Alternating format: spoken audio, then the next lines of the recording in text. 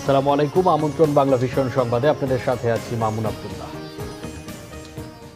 Doctor Mohammad ইউনূসকে প্রধান উপদেষ্টা করে অন্তর্বর্তীকালীন সরকার গঠনের সিদ্ধান্ত হয়েছে। গতরাতে বঙ্গভবনে রাষ্ট্রপতি মোহাম্মদ শাহাবুদ্দিনের সাথে তিন বাহিনীর প্রধান ও বৈষম্য বিরোধী ছাত্র আন্দোলনের সমন্বয়কদের বৈঠকে সিদ্ধান্ত হয়। বাকি উপদেষ্টাদের বিষয়ে নাগরিক সমাজ, ছাত্র প্রতিনিধি সহ 10 থেকে 15 জনের একটি প্রাথমিক তালিকা ও প্রস্তাবনা হিসেবে দিয়েছেন সমন্বয়করা। আজ ডক্টর মোহাম্মদ ইউনূস প্যারিস থেকে দেশের উদ্দেশ্যে রওনা হবেন। তিনি দেশে এলেই শপথ নেবে নতুন সরকার। রকনুজ্জামানের রিপোর্ট।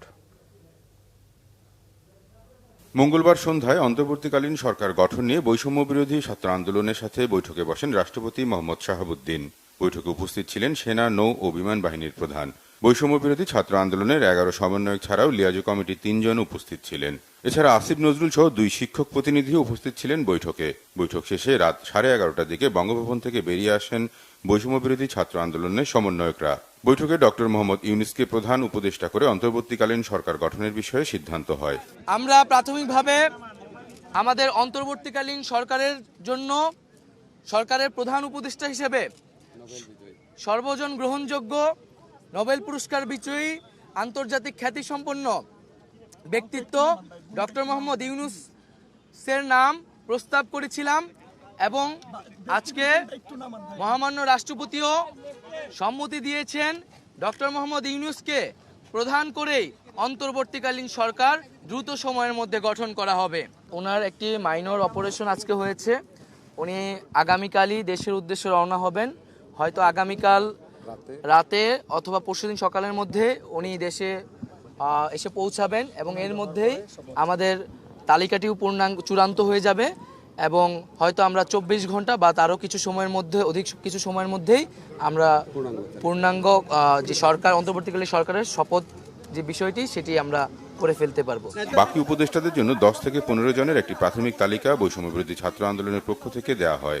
আমরা এই অন্তর্বর্তীকালীন সরকারের একটি প্রাথমিক তালিকা দিয়ে এসেছি, যেখানে নাগরিক সমাজ সহ ছাত্র প্রতিনিধিত্ব রয়েছে এবং খুবই দ্রুত সময়ের মধ্যে আমরা এই তালিকাটি নিয়ে বিভিন্ন রাজনৈতিক পক্ষের সাথে আলোচনার মাধ্যমে এটি চূড়ান্ত করা হবে এবং খুবই দ্রুত সময়ের মধ্যে অন্তর্বর্তীকালীন সরকার ঘোষণা করা হবে। আমি আমাদের ছাত্র যারা সমন্বয়ক আছে, নাহিদ, আসিফ, তারপরে আপনার হাসনাত, সারজিদ, বাকের, আজকে ওদের সহ অন্যরা মানে মূলত আলোচনা করেছে তো 4 জন। তো ওদের যে আলোচনার স্কিল দেখেছি, ওদের যে আলোচনার আউটকাম দেখেছি, এটা একটা মুগ্ধ করার মতো। মানে আমি নিজে বিশ্বাস করতে পারি না ওরা এত ম্যাচিউরলি সব কিছু এত ডিল করতে পারে।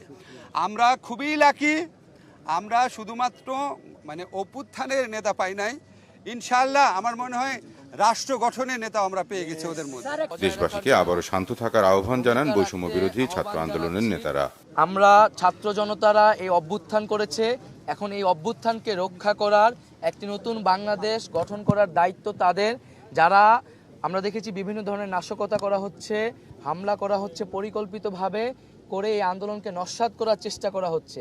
আমরা সকল প্রতি আহ্বান থাকবে এই ধরনের লুটপাট হামলাকে রুখে দিবেন এবং যারা সংবাদকর্মী আছেন তাদের প্রতি সর্বোচ্চ সহযোগিতা করবেন এবং আপনারা থানাগুলোকেও প্রয়োজনে পাহারা দিবেন।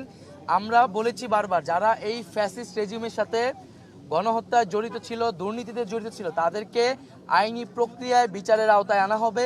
কেউ আপনারা আইন তুলে নেবেন না। আমরা প্রতিহিংসা, রক্তপাত চাই না। আমরা একটি শান্তিপূর্ণ বাংলাদেশ চাই। আর আমরা রকনুজ্জামান, বাংলা ভিশন, ঢাকা। 15 জনের একটি বাংলাদেশ থেকে ভারতে পালিয়ে যাওয়া সদ্য সাবেক প্রধানমন্ত্রী শেখ হাসিনা কোনো দেশে রাজনৈতিক আশ্রয় চাননি বলে দাবি করেছেন তার ছেলে সজীব ওয়াজেদ জয়। আর ডক্টর মোহাম্মদ ইউনূসের উদ্দেশ্যে বলেন, দেশ চালানো এত সহজ নয়। ভারতের গণমাধ্যম এনডিটিভিকে দেয়া সাক্ষাৎকারে জয় বলেন, আশ্রয় চাওয়ার যে খবর প্রচারিত হচ্ছে তা সঠিক নয়। তাই যুক্তরাষ্ট্র বা যুক্তরাজ্য যে আশ্রয়ের বিষয়ে কোনো জবাব দিচ্ছে না এমন তথ্য সঠিক নয়।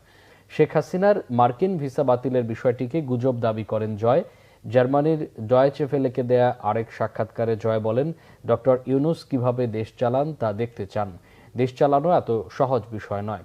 তিনি আরো বলেন, শেখ হাসিনার মন খারাপ, কারণ সে দেশের জন্য তার বাবা জীবন দিয়েছেন, পরিবার জীবন দিয়েছে, জেল খেটেছে। সেই দেশের মানুষ তাকে আক্রমণ করতে যাবে, এভাবে অপমান করে বের করে দেবে, তা কল্পনাও করেননি। জয় বলেন, তিনি নিজে অথবা শেখ রেহানার 2 সন্তানের কারোরই আওয়ামী লীগের নেতৃত্বে আসার কোনো সম্ভাবনা নেই।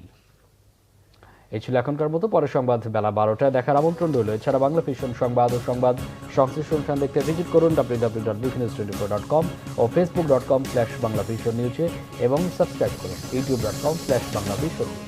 এতক্ষণ সাথে থাকার অসংখ্য ধন্যবাদ।